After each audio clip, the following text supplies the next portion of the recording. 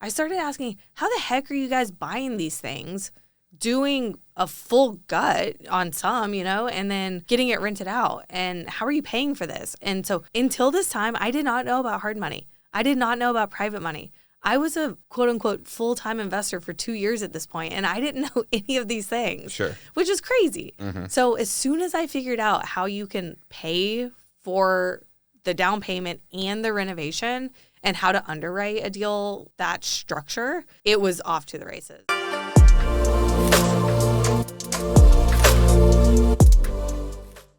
Welcome back to Columbus Brick by Brick, the podcast where we uncover the people, projects, and ideas shaping Columbus, Ohio.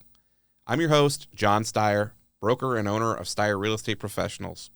And every week we sit down with local leaders, entrepreneurs, and real estate professionals to explore how they're building something meaningful right here in Columbus. Today's guest is someone who's not just building, but scaling, branding, mentoring, and trailblazing. Jessie Lang is the powerhouse behind Rentals Made Easy and Unlocked Rentals. And her journey from that very first deal to managing a large portfolio and literally writing the book on it will absolutely energize you. In this episode, Jessie walks us through her bold entrance into real estate, how she masterminded the BRRRR method to scale quickly, and why self-managing her properties was a non-negotiable move for her. We dig into raising private capital, the advice that she's gotten from mentors that have changed everything, and the habits that drive her as a business owner. You're going to hear about the systems behind her success and the mindset shifts that have unlocked serious growth for her and her business, and a little bit about Columbus and what's on the horizon here. If you're a real estate investor, an entrepreneur, or someone who just wants to hear what it really takes to build a business brick by brick, you're in the right place. So let's jump in. Well, hi, Jessie. Thank you so much for being on the podcast. We really appreciate you being here. Really excited to delve into who you are and what you do and allow the listeners to kind of gain some great insight. So if you could start out with telling us a little bit about yourself and who you are, what you do, that kind of thing, and we go from there. Yeah, John, thanks so much for having me. Like you said, my name is Jessie Lang, and I am a buy and hold investor here in Columbus, Ohio. We have a portfolio of about 75 units right now. It is mostly single family, some small apartments. We're buying really still 1 to 3 a month at pace, at scale. And I manage it all in-house with the help of myself, one full-time team member, and that's really it. So it's been a wild journey that I'm happy to share with the listeners. Well, thank you. I'm super excited to hear about it. So you're a one-man stop almost. It's you and you have someone working with you, and you're buying and holding residential real estate. Correct. Talk to me about some of the strategies you use within that. Yeah, so there in the beginning were many strategies, and I found that, I was dabbling in Airbnb, and I got my real estate license, and I was doing some midterm rentals and, things that you're all very good at, but I was not very good at. Mm-hmm. I had some long-term rentals, and I was buying conventionally, and I wasn't doing the right renovations. And so I had many kind of jumbled up strategies my first couple years.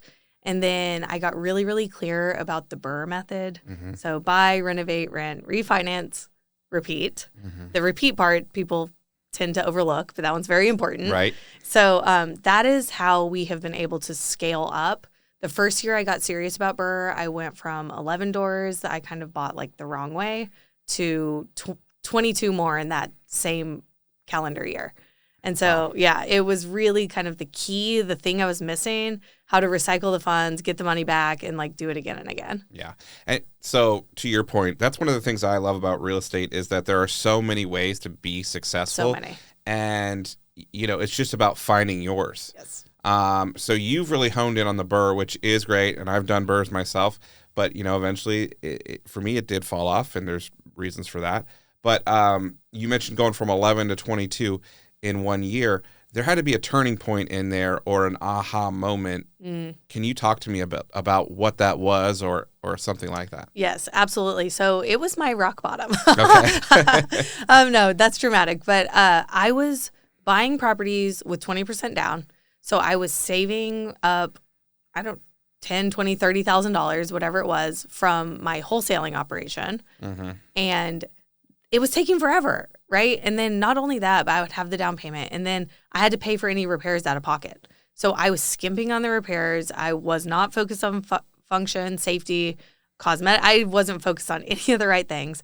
And so I was stuck in this kind of like maintenance whack-a-mole where you would fix one thing and then something else would go wrong. And I'm just constantly dealing with maintenance. So I couldn't really even scale past that like kind of like 10-door threshold without pulling my hair out.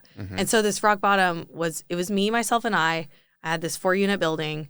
It was 2 units up, 2 units down. I get a video on my personal cell phone because my residents had my personal cell phone at that time. And the ceiling in the lower unit in the bathroom fully caved in. Just the entire ceiling on the floor. Love it. And I'm in Florida on vacation in the middle of the Tampa Bay on a sailboat, dressed as a pirate, and I'm getting this video, and I'm like, holy can I say shit? Sure. Like, holy shit, what do I do? It's a Saturday. I have very few contractor relationships, so I am making all these phone calls. You know, I'm doing everything to try to solve this problem. It ruined my vacation. We put her up in a hotel. Like, you know, we got everything fixed. But I came back from that and was like, absolutely not. Like, I'm doing everything wrong. I had no help. The reason that the ceiling caved was a leaking toilet. It wasn't sewer water, thankfully, but it was a small leak that over time should have been caught, should have been prevented. We should have seen that it was getting worse. She should have let us know. So many things that were preventable that I wasn't doing, and we ended up with an emergency. So I came back from that trip and I like overhauled everything. Okay. Yeah. Talk to me about that overhaul. Yeah. Because going from pulling your hair out, ruining your vacation, to now having over 70 doors, what was the changes that you made that took you from a one-man stop, having a real hard time with it, to now you're sitting here smiling about it? Yeah. Well, I can laugh now. That was years ago. The key was I knew that should have been caught, and I knew that I just was not doing the right renovations. So I started asking a lot of questions. I started asking, how the heck are you guys buying these things, doing a full gut on some, you know, and then getting it rented out? And how are you paying for this? And so until this time, I did not know about hard money. I did not know about private money. I was a quote unquote full-time investor for 2 years at this point, and I didn't know any of these things, which is crazy. So as soon as I figured out how you can pay for the down payment and the renovation and how to underwrite a deal like with that structure, it was off to the races. I was like, I can afford it. I'm doing the right renovation, so I know that it's going to be easy to manage going forward, and I can get my money back. It's like, this is a no-brainer. Love it. And then you use the BRRRR method married with the private money to make it all work. Yeah. Talk to me a little bit about private money and how you work to attract investors and make them feel good about the deal and still make it work for you. Yes. So one of my very favorite secrets, and this works if you're doing, it's probably most effective if you're doing some sort of direct to seller marketing yourself, or if you have a direct contact with the seller through your agent, you know, whatever it is. Some of my best lenders came from sellers that I was buying their property. One was 10 condos we purchased from the same seller in the same transaction. Another was a 6-unit building where we're not just, you know, maybe it's not a $60K, $100K purchase. It's like $300,000, $400,000, or $500,000 purchase. And I'm walking through the property and I'm like, hey, what are you going to do with your proceeds when, you know, once we close? And they're like, oh yeah, you know, I don't really know. Like, I have a couple things I want to do, but like, I'm going to put it in savings. And I'm like, hey, let's talk. Let's have a conversation. So 2 of my best lenders to this day came from previous sellers. Wow. So you're you're killing two birds with one stone, and you're setting yourself up for success for the next deal by leveraging the communications and the networking and the relationships that you're already building. Yep. And they see that through the transaction of the purchase, they see that I do what I say I'm going to do, that I'm, communicative, reliable, and then it's a no-brainer to hand their money back over. Yeah. And you talked about the direct-to-seller conversations. What are some ways that you find that you've had success in getting those conversations, getting in front of a seller? I know that can be a tough uphill battle for a lot of new investors. Yes. So I started out wholesaling. I did a little wholesaling academy where I was like so studious. I followed every single step. It still took me 6 freaking months to get my first deal. But it was worth it. Once I got the first one, I was like, okay, I can do this. And so I wholesaled for 4 years. The first 2, I exclusively sold all my contracts because I didn't know that you could buy real estate with hard and private money. And so I'm looking at my buyers like, how the heck are you guys buying these things? And so once I figured out, how to purchase, then I started keeping a lot of those deals. But I actually stopped direct to seller in 2022. So I haven't done it myself in a while. What was successful back when it was legal was cold calling, texting. I hear now direct mail is pretty good. Pay-per-click, pay-per-lead, all those are good. But, once you get someone to say yes or maybe, you want them to raise their hand. Hey, let's talk about the option to sell a house. I am myself. That's it. I am myself, and I am not a robot. I am not scripted. I know that there's so many people out there. Oh, can I get a script? I'm like, okay, I can tell you 5 points you want to hit, but I'm not telling you a script. So you're just talking to these people as Jessie. Just talking to them as like a regular person who has the ability to purchase this house and get them out of a situation. Okay. Yeah. So you said you were direct to seller, cold calling, wholesaling until about 2022, but you also said you're still adding to your portfolio 1 to 3 properties a month is the goal. How are you doing it now? So MLS. Okay. Y'all, there are deals on the MLS. There are deals still out there. MLS, and I work with other wholesalers. And I know what went into getting that contract into place. And so I have no problem paying whatever fee. If you wholesalers are listening, send me your deals. I'll pay your fee. So if the deal makes sense for me and it makes sense for them and it makes sense for the seller, then I'm happy to, it's a win-win-win. I also get quite a few referrals. I'm pretty active on social media, so people know that I buy houses. So people will send me deals like maybe it doesn't work for them, or I just bought one that was an inheritance from someone I used to work with 5 years ago and hadn't heard from since then. So just getting your name out there. Putting yourself out there is so important. Yeah. For sure. Well, that's great. So you're analyzing a lot of deals, I'm imagining, and you're picking what works for you based on the numbers. Correct. Yeah, not emotion. Yeah, no, and that is one of the hard parts, I think, for newer investors to get through is like, hey, you're going to have to do a lot of work to find the right deal. You might analyze 100 deals until you run across the one that actually pencils that's actually going to work for you. I hope it's not 100, because if I had to do 100, I would be so discouraged. Well, yeah, I mean, it 110, you never know. But well, talk to me a little bit about self-management, because I know that is one thing that you definitely put as a forefront of something you're proud of, and you teach and preach. So talk to me about self-management, how you went from the I'm pulling my hair out to I feel great about successfully self-managing my properties. Yes.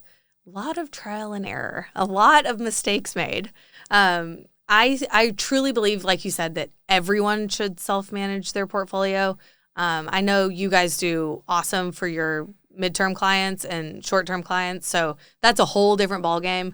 And there are definitely a time and place to hire management. I did hire a long-term manager, and it did not go well. It was as much time and effort managing them as if I had just done it myself. You got to manage the manager, and then I was paying my 10% fee on top, and so it just did not work out for me. We made it less than a year before I pulled everything back in house and was like, what do I need in place to make this work? And I know you hear this time and time again. There's checklists. there's worksheets, there's, the people, there's just, the key is to do the same thing over and over and over. That's it. Yeah. And every time you make a mistake, you just add that mistake to the checklist so you don't make it again. Yep. And you just do the same thing until repetition and experience has you with a pretty tight system, because you can kind of predict, even though you're working with people, right? So it's not robotic. You're not building a widget. You're dealing with individuals. You're dealing with patterns, though. Yeah, exactly right. So even though, like, you may see a red flag early that without experience would just kind of brush over, and now you're like, ooh, let me get ahead of that. Yeah. And it's going to solve a lot of issues. And that repetition, it does take time, and so how long do you feel like it took you to go from I don't know what I'm doing to actually I'm pretty great at this and I can help other people with it? Too long. It took too long. We kind of picked up with my story when I started buying here in Columbus, but I started buying long-term rentals back in 2012 in Austin, Texas. And so I was house hacking. I had some roommates at a house I was living in, and then I would buy a new owner-occupant house, move into it, rent out that one. I did that 3 times. Love and that. So I started house hacking a long time ago, and I didn't see myself as an investor or anything by any means. I just was like, hey, cool, someone's going to like pay me for this house. Like, let me do that. And so my lessons, they actually started like a decade ago. I don't want to scare anyone that it's going to take a decade to like figure it out, because obviously that is not scalable. Sure. But I did have some reference points from like kind of early on. And so once I started here in Columbus, I had a little bit of that. I spoke to a lot of peers, asked a lot of questions, and then I just kind of learned from mistakes. And, I'm still learning every day. So when you ask like, of course. When did I get good? Sundays, I'm like, I am so bad at this.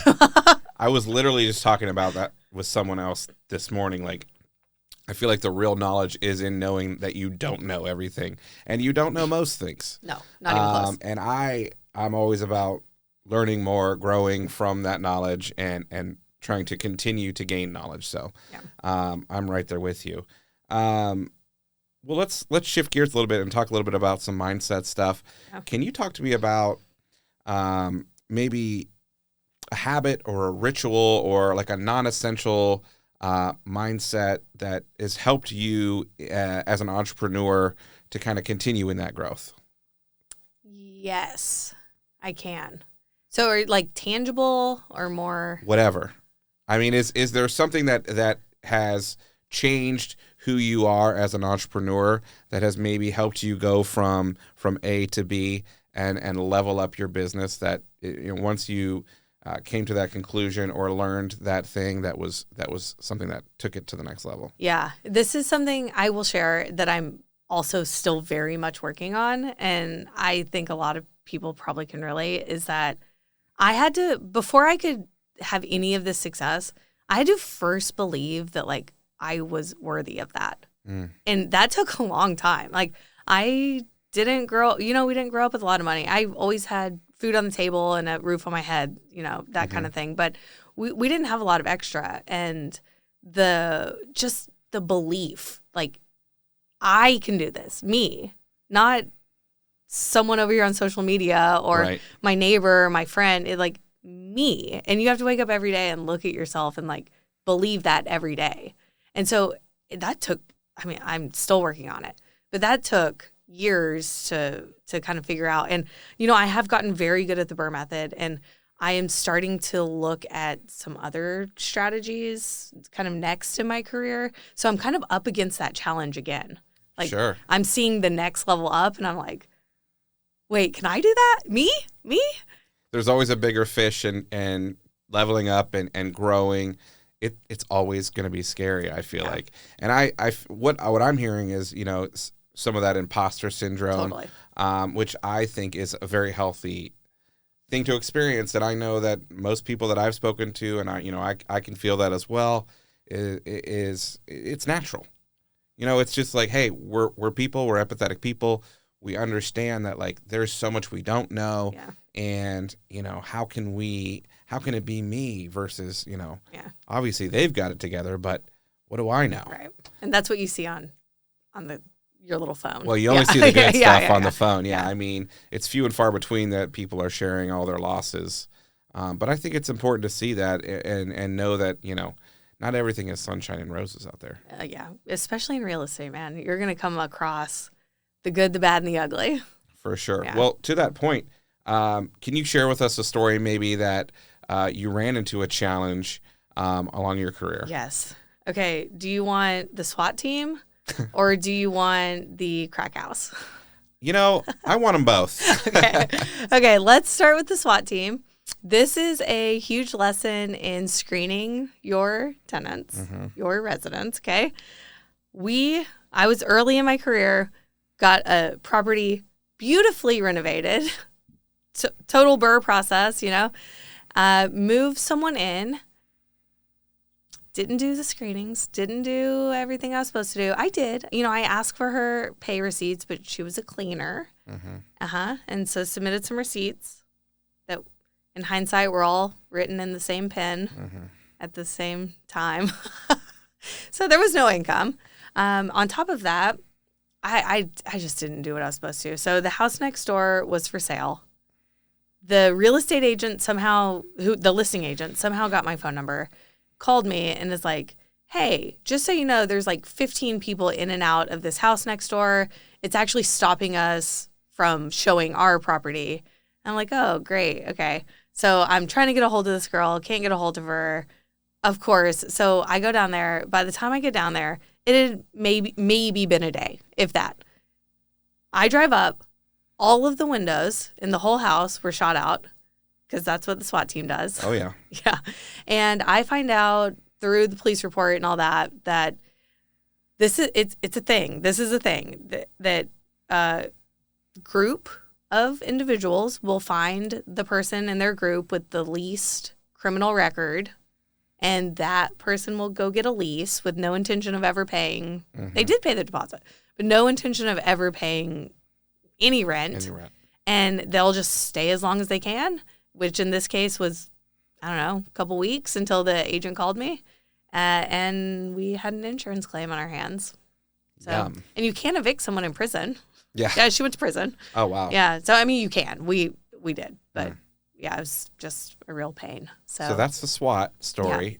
How about the other one? Yeah. So that one was a direct-to-seller deal.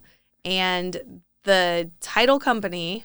Okay, so we did an escrow holdback. So if you guys don't know, it's basically if a seller needs proceeds in order to move out, like they need the money to move, we'll give them 2 weeks. So they will get, in this case, it was $60,000 at closing.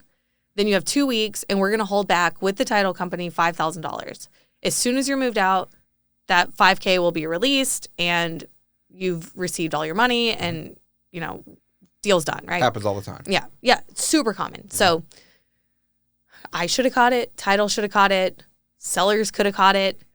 Basically, all $65,000 was released at closing. And so 2 weeks come by, and I'm like, hey, you all moved out? And they're like, well, we need the $5,000 to move out. And I'm like, well, you just got $60,000. Like, how is that possible?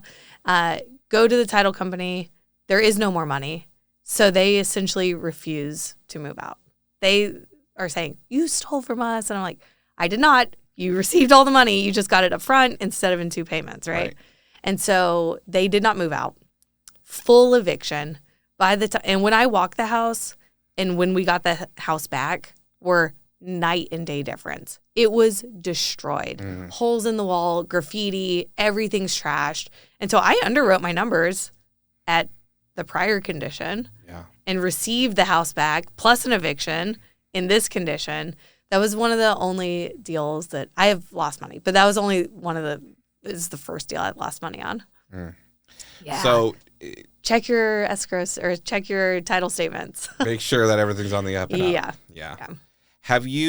Did that make you question your strategy? Did that make you talk to me a little bit about how that happened for you and what changes you made based on those experiences? How did you push through that?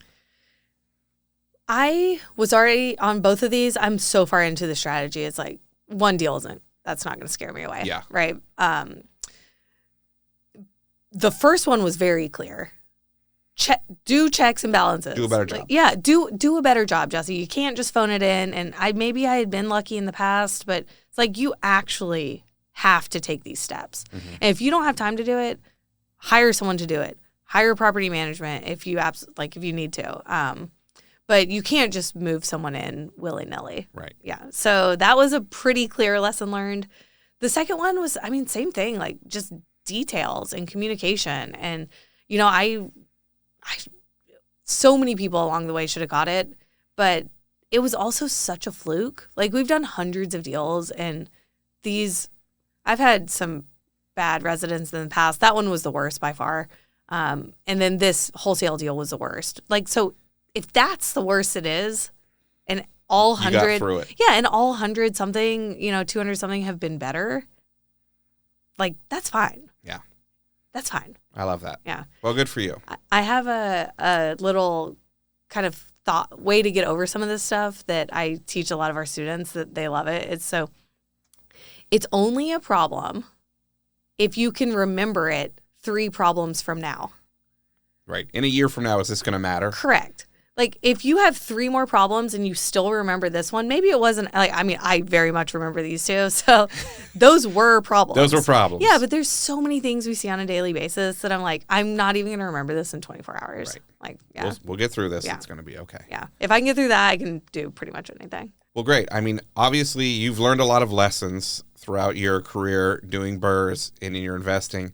How have you been able to leverage those lessons and what you've learned into helping other people? Yes, absolutely. So I got so many questions from people on a one-on-one basis, really probably 1 or 2 years into figuring out the BRRRR, that I started getting all these questions.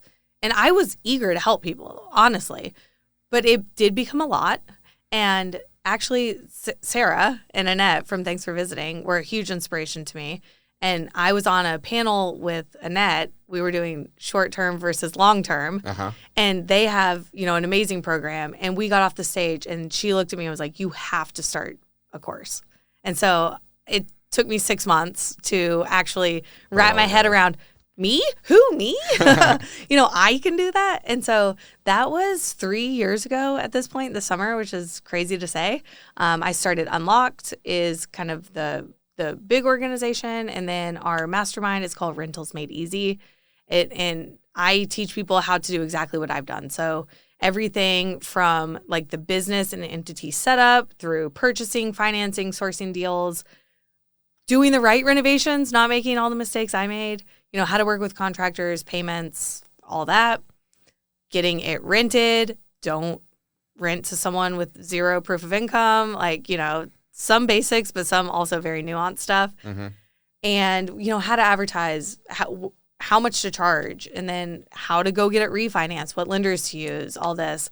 And then the repeat, like I said, so many people don't think about is how do you make it scalable, mm-hmm. right? How do you turn this from a hobby into a business? And so that is Rentals Made Easy. It is something, like I said, I've been doing 3 years now. I'm crazy passionate about it. I knew that I was a teacher. I knew I had that, but it's really come out, and I love it.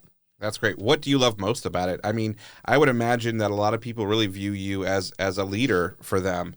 Can you tell me a little bit about the leadership that you've been able to kind of find your way to, and what that's done for you, and anything you want to share about that? Yeah. So my leadership style is very relationship based, and I don't see myself above or below or anything like that. All I can speak about is my experience, and that is a huge way to teach and a huge way to connect. So someone can come with a question, inside the community that not only may I know the textbook answer, but I also know what it was like to go through that myself, and I know the red flags to look out for, and I know, how they're probably feeling at that moment. So it's really been more you ask my leadership style, and I just feel like I'm just teaching you what I've done wrong. It sounds to me like it's relationship based. Yeah. And I think that that's great. My personal opinion on real estate is that this is a relationship business. 100%. And that's such an important part of the day-to-day. And you're forming relationships with people that are joining your Facebook group, people that are taking your course, the people that you're working to buy and sell real estate with, your residents. Yes. All these relationships are so important. And I think that I always am hitting on that because, there is a lot of aspects of real estate that can be viewed as transactional. And they're called transactions. They're called transactions, yeah. Right? And yes, there are transactions. There is some transactional aspect to this, but the relationships are what keeps things going. And really, I want everyone to walk away happy at the end of the day if I can make that happen. Yeah. And I think that for us, something that's so important to me is consistency. So I've used the same GC for our last 40 projects, 45 at this point. Same handyman, same, my HVAC, my basement guys have been with me since very early in my career. Anyone on my team, my goal is to keep people in place in their role. And, if there's opportunity to move up, that's different. But working with me, like I've put in the effort with our residents as well. Like we've found a cadence. I know that you can pay. I'm not trying to squeeze every penny out of this relationship, even with the resident, because a turnover costs so much more. A new hire costs so much more time and energy. So I'm like, how can we work together for the next 10 years? Right. Every relationship I look at, how can we be together for the next 10 years? Right. You've invested so much into that relationship. Why would you squeeze a penny out of it? Correct. Right. Yeah. Well, that's great. Thank you for sharing that. Yeah, of course. Well, talk to me a little bit give me a sneak peek of what you got coming up. You're doing so many things, but I know that you are continuing to grow. What does that growth look like? What have you got going on right now? Okay. I've been asked this a few times, and it's a little tricky question because I don't actually have I'm in the research phases. I have a lot of things that I'm like pretty interested in. So I'm looking into some new builds. Okay. Do you know you want to connect me with any new builders? We'll talk after. Okay. Yeah, send me your contacts. I am looking at a dream. This one may be a little more long-term. It's like a little boutique motel. Fun. Would be super fun. Love this aesthetic, right? Make this happen. I am looking at, I can't believe I'm about to say this, getting back into some direct-to-seller marketing. Uh-oh. Yeah, it's the deals are good. And we're starting to see sellers come off of that COVID high and maybe have some more realization on what their property's worth. So looking at that a little bit. So that doesn't mean by any means I'm stepping away from what I've built. I'm just looking at kind of what's the next exciting thing. Well, good for you. And the bandwidth to be able to expand and to grow is something that I think is a luxury that you've created for yourself. It took a while. Yeah. It took a while. And with Unlocked and with your course, do you have anything else happening in that space with that growth? Talk to me about that. Yeah. So we just released a book. Congratulations. Thank you.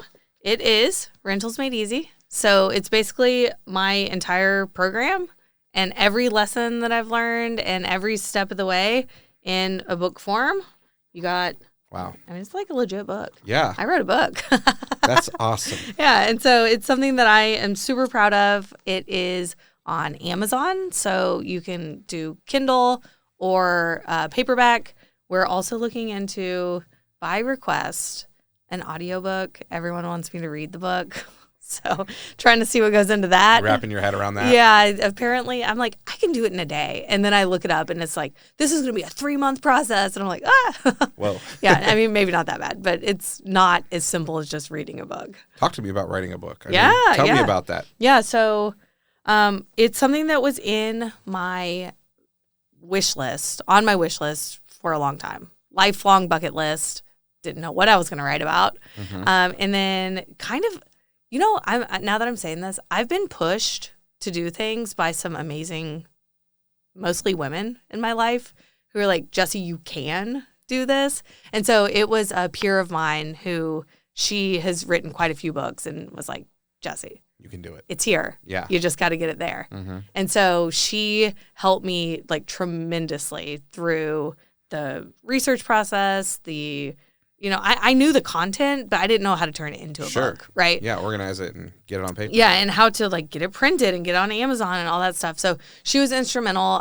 Is actually the publisher of the book. So you just do it. That is one of my biggest beliefs with real estate, with anything, is you really have to kind of start before you're ready. Mm-hmm. Because if you wait until you're fully ready, you're just going to wait forever. Yeah, there's something that I like in along that vein. Move forward sloppy. Ooh, okay. I like that. You got to move forward. If you're not moving forward, you're not moving forward. Right.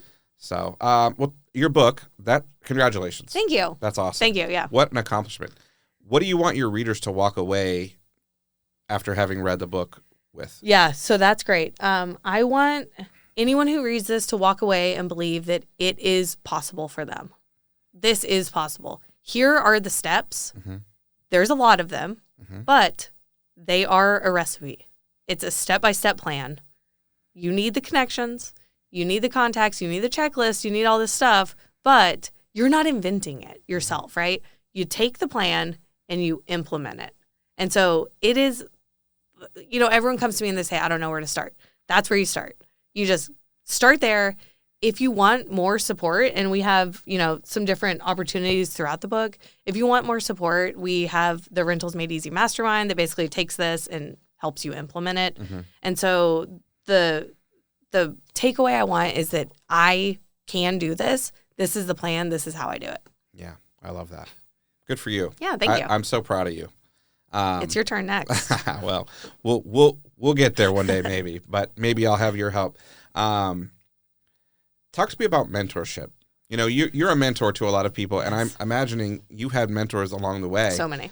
Can you tell me an experience on both sides of it that have changed things for you or progressed you as an entrepreneur and a business person? Yes. So I've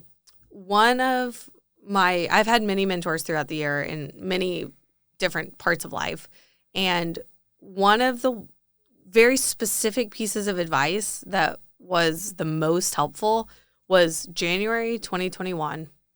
Prior to that, I had been full-time real estate for like 2 to 3 years at that point, but I was dabbling my hands in everything and nothing really was picking up or going anywhere.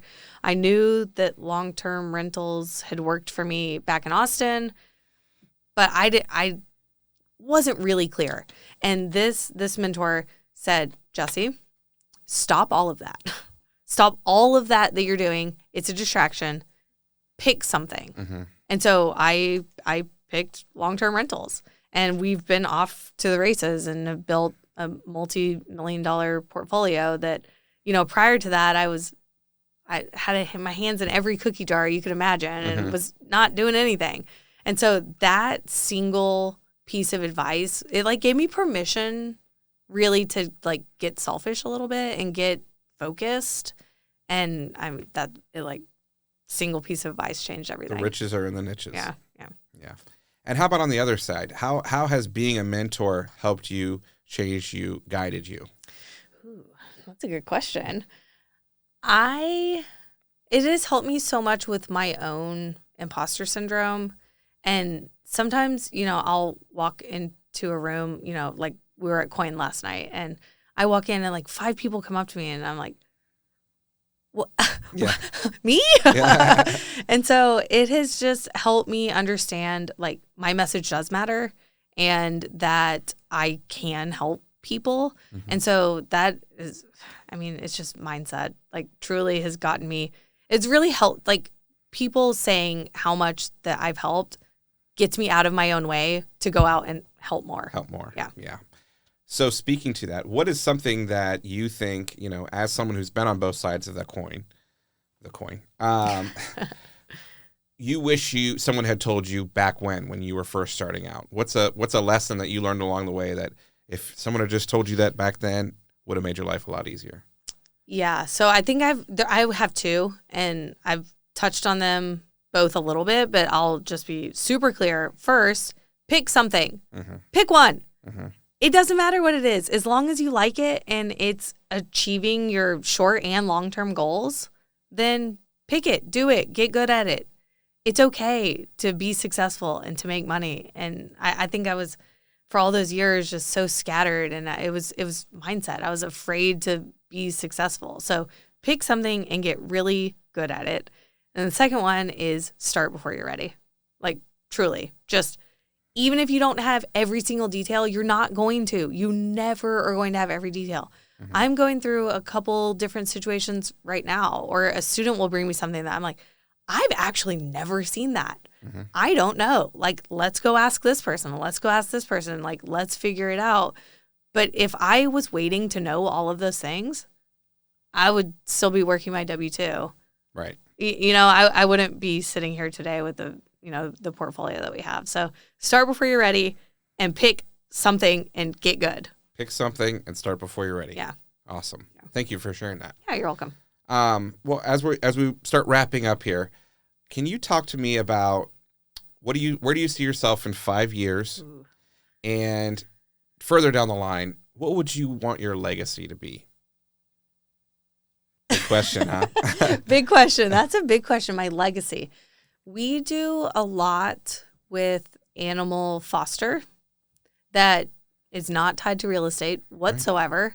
But if real estate is a means to, earn money to go and support those causes that I care about, I dabbled with having my own agency, and then I see what goes into it. I'm like, I don't have the heart. But if I could just bankroll someone else's, mm-hmm. That would be incredible. That would be an absolute dream come true if I could say, let me basically pay for your organization. Mm-hmm. So that would be something legacy-wise that I would love. In real estate, I pride myself on being fair, ethical. We provide clean, safe, affordable housing, and that's what I want to be known for. If I'm ever known for anything else, please tell me. Yeah. You know what I mean? Your reputation. Yeah. My reputation of, we kind of joke like the anti-slumlord, like mm-hmm. the exact opposite. We're very proactive in everything we do. I want referrals. I want our residents to say, hey, my mom wants to rent from you. And so knowing that I'm doing good by my residents every single day, mm-hmm. That's a non-negotiable, but it's also something that I want to be known for. Awesome. Yeah. Well, good for you. That's great. Yeah. Well, it's not always easy. It's not. But but it's important. It's important. It's so important. Yeah. It's very easy to tear down a reputation that is very hard to build. Yeah. So I support you in your cause there. Well, thank you so much for being on. Where can our listeners find you? Yes. So definitely grab the book on Amazon. I literally have my phone number in the book. So you can Kudos. Yeah, give us a call, shoot us a text.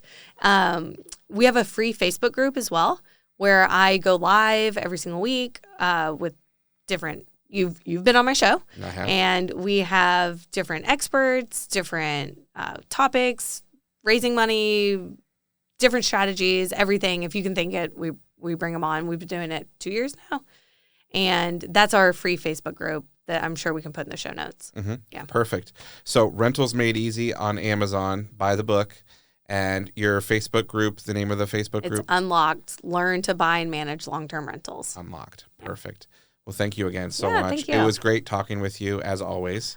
And I look forward to having you on again in the future. Yeah, appreciate it. I'll be here. Thanks, Jessie.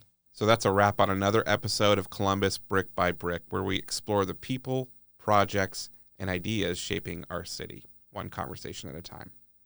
I want to give a huge thank you to Jessie Lang for joining us and sharing her story with such honesty and clarity. From scaling the BRRRR method to building a business that reflects her values and vision. Jessie reminded us that it's possible when you lead with purpose and push through the hard parts. We covered a lot, from mentorship and mindset to market cycles and private capital, and what it means to grow a business while staying deeply connected to your community. So if you enjoyed today's episode, please be sure to subscribe, leave a comment, or share it with a friend, especially someone who's on their own real estate journey or entrepreneurial journey. You can follow us on Instagram, Facebook, and TikTok at Columbus Brick by Brick, and learn more at columbusbrickbybrick.com. And as always, every brick has a story, and we're here to tell it. We'll see you next time.